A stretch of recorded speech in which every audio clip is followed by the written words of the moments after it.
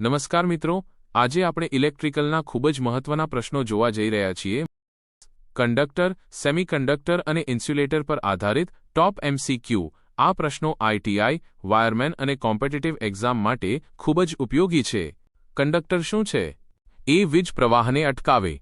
B. વીજ પ્રવાહને સરળતાથી પસાર કરે. C. વીજ ઉત્પન્ન કરે. D. વીજ સંગ્રહ કરે. જવાબ B. વીજ પ્રવાહને સરળતાથી પસાર કરે છે. સેમિકન્ડક્ટર શું છે? A. સારો કંડક્ટર. B. સારો ઇન્સ્યુલેટર. C. મધ્યમ ગુણધર્મ ધરાવતો પદાર્થ. D. કોઈ નહીં. જવાબ C. મધ્યમ ગુણધર્મ ધરાવતું પદાર્થ. ઇન્સ્યુલેટર શું કામ કરે છે? A. વીજ વહેવા દે. B. વીજ ઉત્પન્ન કરે. C. વીજ પ્રવાહને અટકાવે. D. વીજ વધારશે. જવાબ C. વીજ પ્રવાહને અટકાવે છે. નીચેમાંથી કંડક્ટર કયો છે? A. લાકડું. B. પ્લાસ્ટિક. C. તાંબુ. D. રબર. જવાબ C. તાંબુ. નીચેમાંથી ઇન્સ્યુલેટર કયો છે? A. એલ્યુમિનિયમ. B. લોખંડ. C. કાચ. D. તાંબુ. જવાબ C. કાચ. જો તમને આ પ્રશ્નો ગમ્યા હોય તો વિડીયોને લાઇક કરો, શેર કરીજો અને ચેનલને સબસ્ક્રાઇબ કરવાનું ભૂલશો નહીં. નીચેમાંથી સેમિકન્ડક્ટર કયો છે? A. તાંબુ. B. સિલિકોન. C. લાકડું. D. રબર. જવાબ B. સિલિકોન. કંડક્ટરમાં રેઝિસ્ટન્સ કેવો હોય છે? A. વધારે. B. ઓછો. C. મધ્યમ. D. શૂન્ય. જવાબ B. ઓછો. ઇન્સ્યુલેટરમાં રેઝિસ્ટન્સ કેવો હોય છે? A. ઓછો. B. મધ્યમ. C. વધારે. D. શૂન્ય. જવાબ C. વધારે હોય છે. સેમિકન્ડક્ટરમાં રેઝિસ્ટન્સ કેવો હોય છે? A. વધારે. B. ઓછી. C. મધ્યમ. D. શૂન્ય. જવાબ C. મધ્યમ. કંડક્ટરમાં ઇલેક્ટ્રોન કેવી રીતે હોય છે? A. બંધાયેલા. B. મુક્ત. C. ગેરહાજર. D. સ્થિર. જવાબ B. મુક્ત. ઇન્સ્યુલેટરમાં ઇલેક્ટ્રોન કેવી રીતે હોય છે? A. મુક્ત. B. ગતિશીલ. C. બંધાયેલો. D. બધા. જવાબ C. બંધાયેલો. સેમિકન્ડક્ટરમાં ઇલેક્ટ્રોન કેવી રીતે હોય છે? A. સંપૂર્ણ મુક્ત. B. સંપૂર્ણ બંધાયેલા. C. ભાગે મુક્ત. D. ગેરહાજર. જવાબ C. ભાગે મુક્ત. કંડક્ટરનું ઉદાહરણ શું હોય છે? A. Rubber. B. Plastic. C. તાંબુ. D. કાચ. જવાબ C. તાંબુ. ઇન્સ્યુલેટરનું ઉદાહરણ શું હોય છે? A. એલ્યુમિનિયમ. B. કાચ. C. લોખંડ. D. તાંબુ. જવાબ B. કાચ.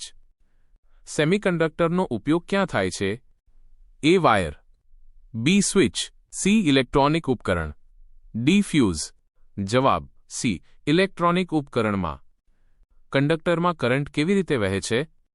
A. મુશ્કેલીથી. B. સરળતાથી. C. નહીં વહે. D. ધીમે. જવાબ B. સરળતાથી.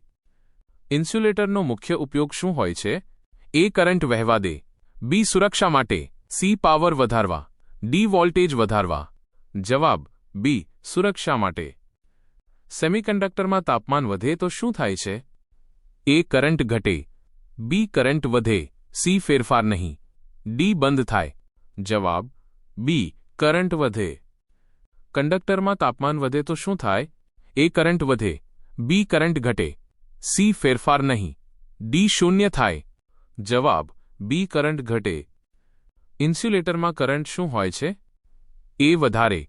B. મધ્યમ. C. ખૂબ જ ઓછો. D. વધારે ઝડપથી. જવાબ C. ખૂબ જ ઓછો. કંડક્ટરમાં એનર્જી ગેપ કેવી હોય છે? A. વધારે. B. ઓછી. C. શૂન્ય. D. મધ્યમ. જવાબ C. શૂન્ય. ઇન્સ્યુલેટરમાં એનર્જી ગેપ કેવી હોય છે? A. ઓછી. B. મધ્યમ. C. વધારે. D. શૂન્ય. જવાબ C. વધારે. સેમિકન્ડક્ટરમાં એનર્જી ગેપ કેવી હોય છે? A. શૂન્ય. B. વધારે. C. મધ્યમ. D. ખૂબ વધારે. જવાબ C. મધ્યમ. કંડક્ટરનો ઉપયોગ ક્યાં થાય છે? A. Wire. B. Covering. C. Insulation. D. Packing. જવાબ A. વાયર. ઇન્સ્યુલેટરનો ઉપયોગ ક્યાં થાય છે? A. વાયર અંદર. બી વાયર બહાર કવર, સી કરંટ વધારવા, ડી વોલ્ટેજ ઘટાડવા. જવાબ બી વાયર બહાર કવર. સેમિકન્ડક્ટર કયા ક્ષેત્રમાં મહત્વપૂર્ણ છે? A mechanical, B electronics, C civil, D chemical. જવાબ બી ઇલેક્ટ્રોનિક્સ. કંડક્ટરનું શ્રેષ્ઠ ઉદાહરણ શું છે? એ કાચ, બી રબર, સી સોનું, ડી લાકડું. જવાબ સી સોનું. ઇન્સ્યુલેટરમાં ઇલેક્ટ્રોન ગતિ કેવી છે? એ ઝડપી, બી ધીમી, સી લગભગ નથી, ડી વધુ. જવાબ સી લગભગ નથી. સેમિકન્ડક્ટરનું બીજું ઉદાહરણ શું છે? એ જર્મેનિયમ, બી લોખંડ, સી એલ્યુમિનિયમ, ડી કાચ. જવાબ એ જર્મેનિયમ. કંડક્ટર અને ઇન્સ્યુલેટર વચ્ચે શું તફાવત છે? એ બંને સમાન, બી એક વહેવા દે, બીજું અટકાવે છે, સી બંને અટકાવે, ડી બંને વહેવા દે. જવાબ બી એક વહેવા દે, બીજું અટકાવે છે. કંડક્ટરમાં કરંટ વહેવાનું મુખ્ય કારણ શું છે? એ બંધાયેલ ઇલેક્ટ્રોન, બી મુક્ત electron, C neutron, D proton. જવાબ બી મુક્ત ઇલેક્ટ્રોન. ઇન્સ્યુલેટરમાં કરંટ કેમ નથી વહેતો? એ વોલ્ટેજ ઓછું છે, બી મુક્ત ઇલેક્ટ્રોન નથી, સી પાવર નથી, ડી રેઝિસ્ટન્સ ઓછું છે. જવાબ બી મુક્ત ઇલેક્ટ્રોન નથી. સેમિકન્ડક્ટરમાં કંડક્ટિવિટી કેવી હોય છે? એ ખૂબ વધારે, બી ખૂબ ઓછી, સી મધ્યમ, ડી શૂન્ય. જવાબ સી મધ્યમ. નીચેમાંથી કયો સારો કંડક્ટર છે? એ ચાંદી, બી કાચ, સી રબર, ડી પ્લાસ્ટિક. જવાબ એ ચાંદી. નીચેમાંથી કયો સારો ઇન્સ્યુલેટર છે? એ તાંબુ, B aluminium, C mica, D લોખંડ. જવાબ સી માઇકા. સેમિકન્ડક્ટરમાં ડોપિંગ શા માટે વપરાય છે? એ રેઝિસ્ટન્સ વધારવા, બી કંડક્ટિવિટી નિયંત્રિત કરવા, સી તાપમાન ઘટાડવા, ડી પાવર વધારવા. જવાબ બી કંડક્ટિવિટી નિયંત્રિત કરવા. પી ટાઈપ સેમિકન્ડક્ટરમાં શું ચાર્જ હોય છે? A electron, B hole, C neutron, D proton. જવાબ બી હોલ. એન ટાઈપ સેમિકન્ડક્ટરમાં શું ચાર્જ હોય છે? A hole, B electron, C neutron, D proton. જવાબ બી ઇલેક્ટ્રોન. કંડક્ટરમાં એનર્જી બેન્ડ કેવી હોય છે? એ અલગ, બી જોડાયેલી, સી બહુ દૂર, ડી સ્થિર. જવાબ બી જોડાયેલી. ઇન્સ્યુલેટરમાં એનર્જી બેન્ડ કેવી હોય છે? એ જોડાયેલી, બી દૂર, સી સમાન, ડી શૂન્ય. જવાબ બી દૂર. સેમિકન્ડક્ટરનો ઉપયોગ કયા ઉપકરણમાં થાય છે? A diode, B wire, C fuse, D switch. જવાબ એ ડાયોડ. કંડક્ટરનો તાપમાન ગુણાંક કેવો છે? A negative, B positive, C શૂન્ય, ડી અનંત. જવાબ બી પોઝિટિવ. સેમિકન્ડક્ટરનો તાપમાન ગુણાંક કેવો છે? A positive, B negative, C શૂન્ય, ડી અનંત. જવાબ બી નેગેટિવ.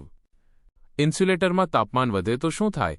એ કંડક્ટિવિટી વધે, બી ઘટે, સી ફેરફાર નહીં, ડી શૂન્ય થાય. જવાબ એ કંડક્ટિવિટી વધે. સેમિકન્ડક્ટરમાં મુખ્ય ચાર્જ કેરિયર શું છે? A proton, B neutron, C electron અને હોલ, ડી કોઈ નહીં. જવાબ સી ઇલેક્ટ્રોન અને હોલ. કંડક્ટરમાં મુખ્ય ચાર્જ કેરિયર શું છે? A hole, B electron, C proton, D neutron. જવાબ બી ઇલેક્ટ્રોન. ઇન્સ્યુલેટરનો ઉપયોગ ક્યાં થાય છે? A wire, B insulation, C current વધારવા, ડી વોલ્ટેજ વધારવા. જવાબ બી ઇન્સ્યુલેશન. સેમિકન્ડક્ટરમાં ડોપિંગ કરવાથી શું બદલાય છે? એ રંગ, બી વજન, સી કંડક્ટિવિટી, ડી આકાર.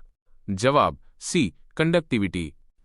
કંડક્ટરમાં વેલેન્સ ઇલેક્ટ્રોન કેટલા હોય છે? એ 1 અને 3, બી 4, સી 5 અને 7, ડી 8. જવાબ એ 1 અને 3. સેમિકન્ડક્ટરમાં વેલેન્સ ઇલેક્ટ્રોન કેટલા હોય છે? જવાબ ડી 4.